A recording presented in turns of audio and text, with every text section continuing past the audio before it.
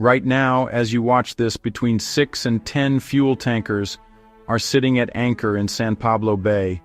Their engines are running, their holds are full, and they cannot unload.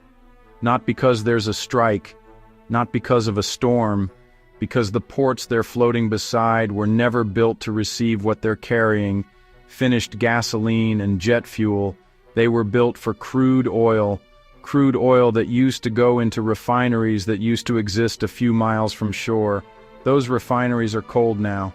And when I say cold, I don't mean shut down for maintenance. I mean empty, drained, catalysts stripped, workers gone.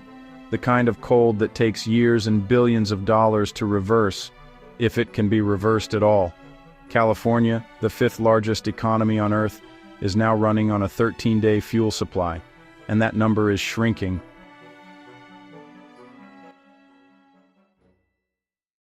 Look at a pipeline map of the United States and you'll notice something strange.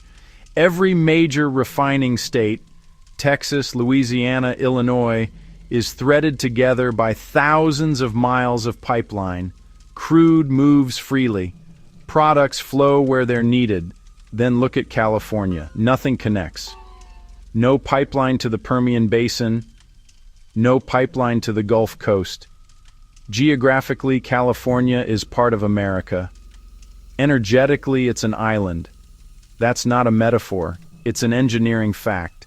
And it matters because of what it forces California to do: import. 70% of the crude oil California refines today already comes from overseas. Ships through the Pacific, tankers through the Panama Canal. And there's a federal law called the Jones Act that makes the backup plan almost impossible. The Jones Act requires that any cargo shipped between American ports travels on American-built, American crude vessels.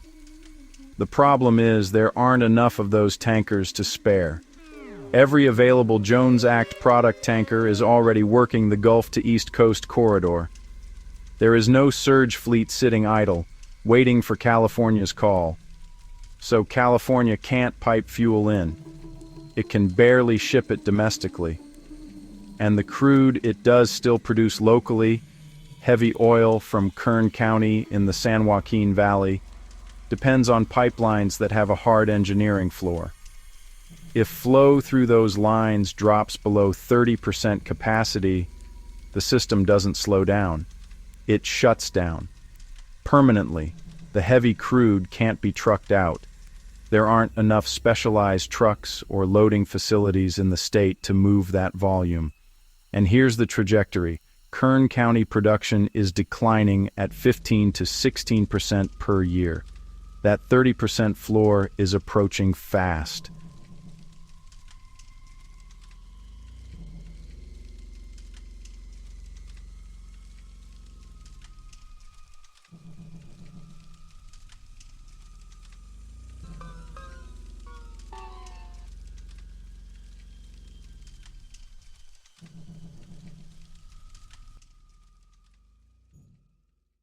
On January 31, 2026, Valero shut down its Benicia refinery for good.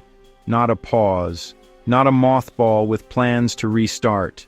A permanent closure. Valero took an $1,100 million write-off to walk away. The state of California reportedly offered $240 million to keep the facility running. Valero said no. Think about that for a moment.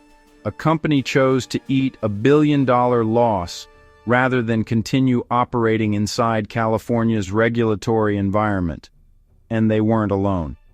Phillips 66 has finalized its closure. Chevron, PBF, and Marathon have all issued what the industry calls unprecedented warning letters, formal signals that they are evaluating exit. This isn't posturing. These are publicly traded companies with fiduciary obligations to their shareholders, and the math no longer works. California's cap and invest program, its carbon tax system, is projected to increase costs by 500%. That translates to an additional $200 to $300 million per year per refinery. On top of that, the state has begun levying retroactive fines for emission standards that didn't exist when these facilities were built. Valero was hit with an $82 million penalty for design specifications dating back to 1969. Here's the part that makes energy economists lose sleep. Foreign importers don't pay any of this. A refinery in India or Singapore processing crude, including Russian crude, and shipping finished gasoline to California faces zero cap and invest charges, zero retroactive fines. The regulatory structure doesn't just fail to protect domestic production, it actively subsidizes the competition. When a refinery closes, the conversation fixates on gasoline prices. That's the wrong conversation. Valero Benicia alone was producing 4.3 million gallons of gasoline, 1.4 million gallons of jet and diesel fuel, and 200,000 gallons of propane. Every single day. That propane heats rural homes and dries crops across the Central Valley. Gone. That refinery also produced asphalt, the material you need to maintain the roads that trucks use to deliver fuel. Without local asphalt production, the state can't maintain the roads required for its own supply chain. It's a loop that feeds on itself. And then there's something most people have never heard of. DEF, diesel exhaust fluid. Modern diesel truck engines are programmed to limit themselves to 5 miles per hour if their DEF runs out. That fluid requires urea, a byproduct of refining. When the refineries close, the urea disappears. When the urea disappears, the trucks stop. When the trucks stop, food and medicine stop. California's major cities operate on a 3 to 4 day food supply. That window assumes the trucks are running. Travis Air Force Base in Fairfield, California, is the single most important military airlift hub in the United States. When America needs to move troops, equipment, or humanitarian aid anywhere in the Pacific, it goes through Travis. And until January of this year, Travis got virtually all of its jet fuel from one place, the Valero refinery in Benicia, 20 miles down the road. That supply line is severed. Chevron and PBF are now reportedly splitting their remaining output to cover military needs, which means civilian airports like SFO are being squeezed. Over 30 defense installations across the West Coast are affected by these closures. The Pacific Fleet, Miramar, Nellis, Point Loma, Coronado, all of them now depend on fuel that has to travel thousands of miles by sea instead of 20 miles by pipeline. And here's the strategic absurdity that should keep defense planners awake. Because California has taxed its own refineries out of existence, the United States military is now purchasing fuel refined in India from Russian crude.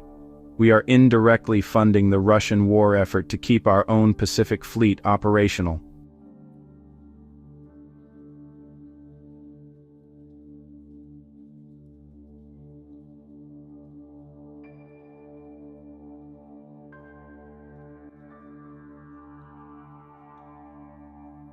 This isn't just California's problem. Nevada has no seaport, Arizona has no seaport.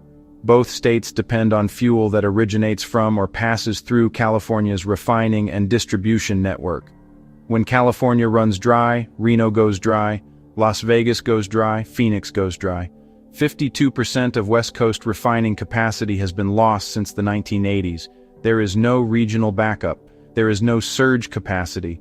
There is no Plan B that works at the scale required. A federal official, DOT Secretary Sean Duffy, has already begun intervening, reclassifying the Sable Corporation pipeline from intrastate to interstate jurisdiction to bypass state-level obstructions. But that's one pipeline. The legal collision between the Defense Production Act and California's state regulatory apparatus is unresolved. And every month that passes without a restart, more specialized engineers leave the state. More institutional knowledge disappears. The 500-odd experts who knew how to run Benicia's uniquely integrated startup sequence are scattering to Texas, to Louisiana, or into retirement. Once they're gone, even if you had the money, even if you had the political will, you may not have the people. There's a concept in engineering called the point of no return. It's the moment when a system has degraded to the point where the physics of recovery exceed the physics of collapse. You can still change policy after that point. You can pass new laws, allocate new funds, make new speeches, but the steel has gone cold, the catalysts have been stripped, the tanks have been drained, and the people who knew how to bring it all back to life have moved on. The engineers who study this say 2026 is that point for California's energy infrastructure, not because the politics can't change, maybe they will, but because a cold refinery isn't a dormant machine waiting to be switched back on. It's a decaying asset. Metal fatigues. Pressure vessels become brittle. A restart isn't a matter of weeks.